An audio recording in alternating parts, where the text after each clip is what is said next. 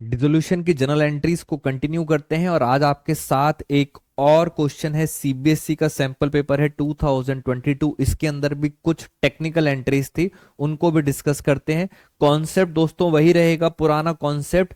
Dissolution के अंदर 4 account बनते हैं, इसके अलावा और कोई नाम नहीं दिखाई देगा। जो ना समझ आए वो सब कुछ कहां डालेंगे, रियलाइजेशन के अंदर। दूसरा कॉन्सेप्ट, बैलेंस शीट के अंदर आपको पता होना चाहिए लायबिलिटी और असेट्स का क्रेडिट और डेबिट बैलेंस होता है, और खत्म करने के लिए इसका करना होता है उल्टा। ये सारी बातें हम कर चुके हैं। आइए अपने क्वेश्चन पर आते हैं। ये रहा हमारे साथ दोस्तों क्वेश्चन। पार्टनर्स के नाम है माधव, माधव है, दूसरा है मधुसूदन, और लास्ट है मुकुंद। 3 पार्टनर्स हैं और उनकी ratio, they decided to dissolve the firm various assets. Ratio के बारे में नहीं दिया, तो रेशो क्या दे रखी होगी, आपको एंट्रीज पास करनी है डिसोल्यूशन की, और रेशो होगी इक्वली। अब चलते हैं जरा आगे। जैसे यहां पर पहले पहले मैं आपको पढ़ाता हूं ये वाला। आइए first point, old machine. Machine आते ही दिमाग में आनी चाहिए बैलेंस शीट। मशीन आती है असेट साइड में, और असेट का बैलेंस होता है डेबिट। हमें खत्म करना है तो हमें करना होगा क्रेडिट, इतना क्लियर है। तो मशीन है 42,000 की, वाइला पेमेंट 6,000 हमने पे कर दिया। मशीन वॉज सोल्ड, बेचा था 42,000 का, और while a payment of 6,000 made bank for bill discounted being dishonoured. 2 transaction है। पहला मशीन बेची है, तो मशीन बेचने की क्या एंट्री होगी, मशीन बेचने की एंट्री होती है कैश, कैश अकाउंट डेबिट। कितने में बेची है, 42,000, सोल्ड करी है 42,000 टू, क्या बेची है आपने, मशीन। अब मैं मशीन लिख नहीं सकता क्योंकि मशीन का अकाउंट नहीं बनता, मशीन का अकाउंट नहीं बनता, इसलिए मशीन कहां पे चली गई है, रियलाइजेशन अकाउंट में। तो ये हो गई आपकी फर्स्ट एंट्री। और फर्स्ट एंट्री का दूसरा पार्ट, पेमेंट करी है 6,000 की, बिल डिस्काउंट डिसऑनर। पेमेंट करेंगे तो इतना तो क्लियर है, पेमेंट करेंगे तो नीचे आएगा टू कैश, कैश आएगा। कितनी पेमेंट करी है, 6,000। अब फिर वही दिक्कत, बिल डिस्काउंटेड लिख नहीं सकता, तो उसकी जगह मुझे क्या लिखना पड़ेगा, रियलाइजेशन अकाउंट 6,000। तो ये हो गई दोस्तों आपकी फर्स्ट एंट्री। चलिए अब चलते हैं आगे। Second entry, Madhusudan accepted an unrecorded asset of ₹80,000 at, 80,000 की असेट वो ले गया 75 में, और जो बैलेंस है वो मैंने दिया उसको चेक से, against, against a payment of his loan, loan to the firm. अब आप सोचो, लोन टू द फर्म यानी हमारे लिए क्या बन गई है, लाइबिलिटी। लाइबिलिटी, अब फिर वही कॉन्सेप्ट, बैलेंस शीट में लाइबिलिटी कहां आती है, क्रेडिट साइड में। खत्म करने के लिए क्या करना पड़ेगा, डेबिट। तो मधुसूदन का लोन है 1,00,000, पहले तो इसको खत्म करो। मधुसूदन का लोन खत्म करने के लिए मैं क्या करूंगा, मैं करूंगा मधुसूदन का लोन डेबिट। कितने का लोन था, 1,00,000। अब आपको समझ आना चाहिए मैंने क्रेडिट क्यों करा है, मैं उसे खत्म कर रहा हूं। उसके बदले आपने उसको 2 चीजें दी हैं। एक तो दी है अनरिकॉर्डेड असेट 75,000 में। बेटा असेट लिख नहीं सकते क्योंकि असेट का अकाउंट नहीं होता, तो असेट की जगह हम क्या लिखेंगे, रियलाइजेशन अकाउंट 75,000। और बैलेंस ले गया चेक से, क्या हम बैंक लिख सकते हैं, यस, बैंक अकाउंट हम बनाते हैं डिसोल्यूशन, तो बैंक में लिखेंगे 75,000, नरेशन लिखेंगे, कहानी खत्म। और आगे चलते हैं। पॉइंट नंबर थर्ड, स्टॉक,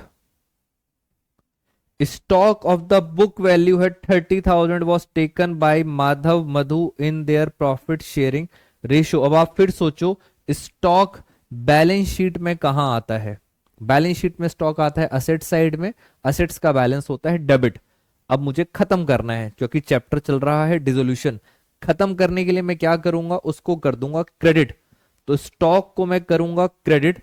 अब सर स्टॉक तो हम लिख नहीं सकते, स्टॉक की जगह हमें क्या लिखना होगा? स्टॉक हम लिख नहीं सकते, तो उसकी जगह हमें लिखना होगा रियलाइजेशन अकाउंट। बताइए स्टॉक कितना था? 30,000। और पार्टनर्स ले गए प्रॉफिट रेशो में, तो ऊपर लिखना पड़ेगा पार्टनर्स के कैपिटल अकाउंट। पहला है माधव, दूसरा है मधुसूदन, और तीसरा है मुकुंद। इन तीनों के कैपिटल अकाउंट को हम क्या कर देंगे? Debit. Old ratio, old ratio कितनी थी? 1:1:1, यानी ये हो गया 10,000, ये भी हो गया 10,000, और ये भी हो गया 10,000। तो इस तरह ये भी एंट्री खत्म। धीरे धीरे आप नोटिस कर रहे हैं जर्नल एंट्रीज जिन बच्चों को टफ लगती है उनके लिए बहुत इजी वे है। सिर्फ बैलेंस शीट आपके दिमाग में रखना है और वो 4 अकाउंट रखने हैं, और जो ना समझ आए वो सब कुछ कहाँ डालना है? रियलाइजेशन। बार बार मैं एक ही बात को रिपीट कर रहा हूं। फिर चलते हैं पॉइंट नंबर 4। पॉइंट नंबर 4, हमने क्या करा इसके अंदर? फर्म ने पे करा है। कहीं ना कहीं दोस्तों हिंट मिल जाता है, फर्म ने पे करा है, तो इतना तो क्लियर है। जब फर्म पे करेगी, फर्म पे करेगी तो आपकी पॉकेट से क्या चला जाएगा? आपकी पॉकेट से चला जाएगा कैश। ये तो क्लियर है। रियलाइजेशन एक्सपेंसेस थे 5,000, बट लिखा है ऑन बिहाफ ऑफ मुकुंद। हमारे नहीं थे, मुकुंद के थे, पार्टनर के थे। तो पार्टनर के थे तो ऊपर पार्टनर का नाम लिख दो, मुकुंद कैपिटल अकाउंट। और आपके दिमाग में चलना चाहिए, क्या हम कैपिटल अकाउंट बनाते हैं? यस। क्या हम कैश बनाते हैं? यस। कितना अमाउंट है? 5,000, 5,000। लो सर, ये भी खत्म। अब चलते हैं लास्ट वाले पर।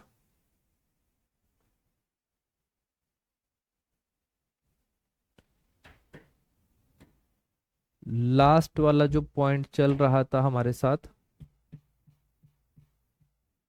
Point number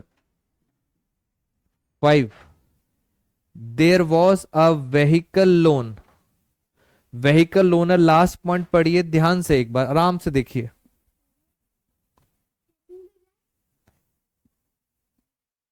there was a vehicle loan 2 lakh which was paid by surrender of asset. अब आप सोचिए, लोन लिया था 2 लाख का, लोन कहां आता है? फिर लाइबिलिटी साइड, क्रेडिट साइड। खत्म करने के लिए क्या करूंगा? डेबिट। तो लोन को करेंगे डेबिट। सरेंडर हमने asset they the bank at N agreed value of 1,40,000, हमने एक असेट दे दी उसके बदले, और जो शॉर्टफॉल है वो फर्म के बैंक अकाउंट से आपने पे कर दिया। क्या हम व्हीकल लोन बनाते हैं? 4 अकाउंट आप देख लीजिए, 4 अकाउंट आपको दिखाऊं एक बारी में। क्या व्हीकल लोन बनाते हैं? नहीं बनाते, तो उसकी जगह क्या आएगा? रियलाइजेशन। क्या असेट अकाउंट बनाते हैं? नहीं, उसकी जगह भी क्या आएगा? रियलाइजेशन। तो इसके अंदर ना लोन बनेगा ना असेट अकाउंट बनेगा, सिर्फ 2 लाख में से 1,40,000 गए, कितना बचा? 60,000।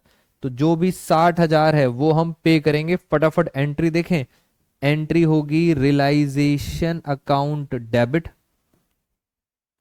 60,000 टू कैश या बैंक, बैंक अकाउंट 60,000। तो दोस्तों मैंने ये भी आपको एंट्री करना सिखा दिया है। इस कॉन्सेप्ट की जो भी एंट्रीज अभी तक टेक्निकल थी वो मैंने आपके साथ डिस्कस कर लिए हैं। नेक्स्ट वीडियो में मिलूंगा एक और कॉन्सेप्ट के साथ, और उसकी भी जनरल एंट्रीज आपको करा दूंगा। तो इस तरह से जनरल एंट्रीज के आपके सारे कॉन्सेप्ट्स हो जाएंगे done. Take care all of you, मिलते हैं नेक्स्ट वीडियो में।